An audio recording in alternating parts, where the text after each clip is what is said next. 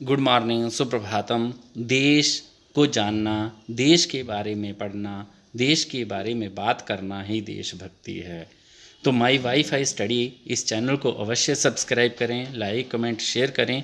इस पर आज हम सुरेंद्र नाथ बनर्जी, भगवती चरण वोहरा और तारकनाथ दास के बारे में पढ़ते हैं कि देश को आज़ाद करने में किस तरह से इन वीर और वीरांगनाओं की गाथा भी हमें जीवन को प्रेरित करने वाली है, जीवन को उत्साह जोश के साथ भर देने वाली है। पहले क्रांतिकारी देशभक्त सुरेंद्र नाथ बनर्जी के बारे में पढ़ते हैं। भारतीय स्वतंत्रता आंदोलन में अहम योगदान देने वालों में सुरेंद्र नाथ बनर्जी का महत्वपूर्ण स्थान है। उन्हें राष्ट्रगुरु के नाम से भी जाना गया। वे इतने मेधावी थे कि केवल 20 साल की उम्र में ही सिविल सेवा परीक्षा पास कर ली थी। चयनित होने के बाद सुरेंद्र नाथ बनर्जी को पहली पोस्टिंग के तौर पर सिलहट में सहायक मैजिस्ट्रेट का पद मिला, पर ब्रिटिश हुकूमत के जज राज में भारतीयों के लिए उच्च सरकारी नौकरी करना बहुत कठिन काम था, क्योंकि भारतीयों के साथ अंग्रेज़ों द्वारा रंग भेद और नस्ली भेदभाव किया जाता था। उन्हें भी नौकरी से हटा दिया गया। इसके बाद सुरेंद्र नाथ बनर्जी ने ब्रिटिश सरकार के अत्याचार एवं अन्याय के खिलाफ इंडियन एसोसिएशन नामक संस्था की स्थापना की और देश भर में घूमकर क्रांतिकारियों को अपनी संस्था से जोड़ना और अंग्रेज़ों के अन्यायों के खिलाफ लोगों को जागरूक करना शुरू किया। उनकी संस्था ने ब्रिटिश सरकार से भारतीयों के लिए राजनीतिक अधिकारों की मांग करना शुरू किया।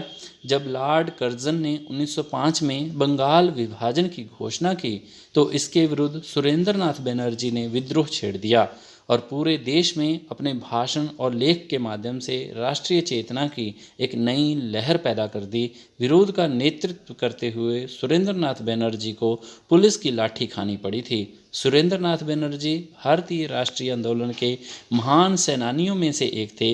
वे भारत में संवैधानिक आंदोलन के जन्मदाता थे, जिन्होंने राष्ट्र सेवा के लिए अपना सब कुछ त्याग दिया था। तो अग्रिम हमारे देशभक्त क्रांतिकारी जिसमें भगवती चरण वोहरा का नाम शामिल है। तो आओ भगवती चरण वोहरा के बारे में हम जीवन के संबंधित कुछ प्रेरणाएं अपने जीवन में लेते हैं। किस तरह से देशभक्ति की आज़ादी में भगवती चरण वोहरा ने योगदान दिया। एक क्रांतिकारी जिसके पास धन की कोई कमी नहीं थी, लेकिन उन्होंने विलासिता को ठुकराकर आज़ादी के लिए कठिनाइयों वाला क्रांतिकारी रास्ता चुना। अनेक आंदोलनों के लेखक, विचारक, संगठक, सिद्धांतकार, प्रचारक और ककोरी से लाहौर तक कई क्रांतिकारी कार्रवाइयों में शामिल होने के बावजूद वे ना कभी पुलिस द्वारा पकड़े जा सके और ना ही किसी आंदोलन ने उन्हें कोई सज़ा सुनाई। ये महान सेनानी थे भगवती चरण वोहरा, जिन्होंने नौजवान भारत सभा जैसे क्रांतिकारी दल की शुरुआत की। उनके अंदर साहस और देशभक्ति इतनी कूट कूट कर भरी थी कि बम धमाके द्वारा तत्कालीन वायसराय लॉर्ड इरविन की ट्रेन को उड़ाकर उसकी हत्या करने की योजना बना ली और ट्रेन में विस्फोट करने में सफल भी रहे, लेकिन वायसराय बच गया। भगवती चरण वोहरा ने पकड़े जाने के डर से स्वतंत्रता आंदोलन में अपनी भागीदारी कभी नहीं रोकी और आखिरी सांस तक देश को आज़ाद कराने के लक्ष्य के प्रति समर्पित रहे। एक बार उन्होंने योजना बनाई कि लाहौर षड्यंत्र कांड में भगत सिंह, सुखदेव, राजगुरु को सुनाई गई मृत्युदंड की सज़ा पर सुनवाई के लिए जब तीनों को लाहौर जेल से कोर्ट में ले जाया जाएगा, उस समय अचानक हमला कर तीनों को छुड़ा लिया जाए। इन तीनों को कड़ी सुरक्षा के बीच कोर्ट ले जाया जाता था, इसलिए इस हमले के लिए बेहतर तकनीक वाले और ज़्यादा शक्तिशाली बम्बों की आवश्यकता थी। बोहरा बम बनाने में माहिर थे और उन्होंने नए बम भी बना लिए थे। पुलिस बल पर हमला कर भगत सिंह, राजगुरु, सुखदेव को छुड़ाने से पहले उन्होंने बम का परीक्षण किया, पर वह विफल हो गया। वोहरा शहीद हो गए। देशभक्ति का ऐसा जुनून था कि मरते वक्त भी उन्होंने अपनी मौत का दुख नहीं था। दुख इस बात का था कि उनकी यह शहादत उनके दोस्त भगत सिंह, राजगुरु और सुखदेव को फांसी से बचाने में काम ना आ सकी, जिनके लिए वे इस बम का परीक्षण कर रहे थे। अग्रिम देशभक्त क्रांतिकारियों में तारकनाथ दास का नाम आता है। तो तारकनाथ दास हमारे जीवन के लिए और भी प्रेरणादायक बने। आज भी इनकी कथा का हम अपने बच्चों, अपने देशभक्त विचारों के द्वारा हम इनकी कथा का श्रवण करें। तारकनाथ दास भारत के प्रसिद्ध क्रांतिकारियों में गिने जाते हैं। तारकनाथ दास बड़े प्रतिभाशाली विद्यार्थी थे।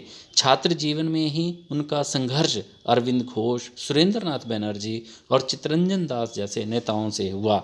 देशभक्ति के रंग में रंगे इन नेताओं के संपर्क में आकर तारकनाथ दास क्रांतिकारी आंदोलन में सम्मिलित हो गए और देश के क्रांतिकारी सिपाही बन गए। क्रांतिकारी गतिविधियों में शामिल होने के कारण उन्होंने अपनी पढ़ाई बीच में ही छोड़ दी थी।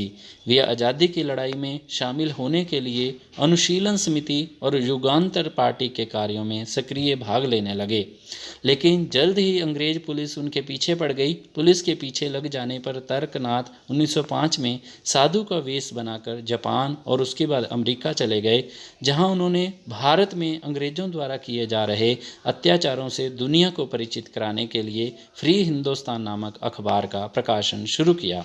अखबार में लिखे अपने क्रांतिकारी लेखों के माध्यम से तारकनाथ दास ने विदेशों में रह रहे भारतीयों को स्वतंत्रता आंदोलन से जोड़ने का काम किया और उससे मिलने वाले सहयोग से भारत की आज़ादी के लिए चल रही क्रांतिकारी गतिविधियों में मदद करना शुरू किया। उन्होंने गदर पार्टी संगठित करने में भी अपनी महत्वपूर्ण भूमिका निभाई। उस मुश्किल दौर में जब ना तो परिवहन के बेहतर संसाधन थे और ना ही संचार के साधन, उस दौरान भारत में क्रांतिकारी गतिविधियों का बढ़ावा देने के लिए उन्होंने यूरोप के बहुत से देशों की यात्रा की।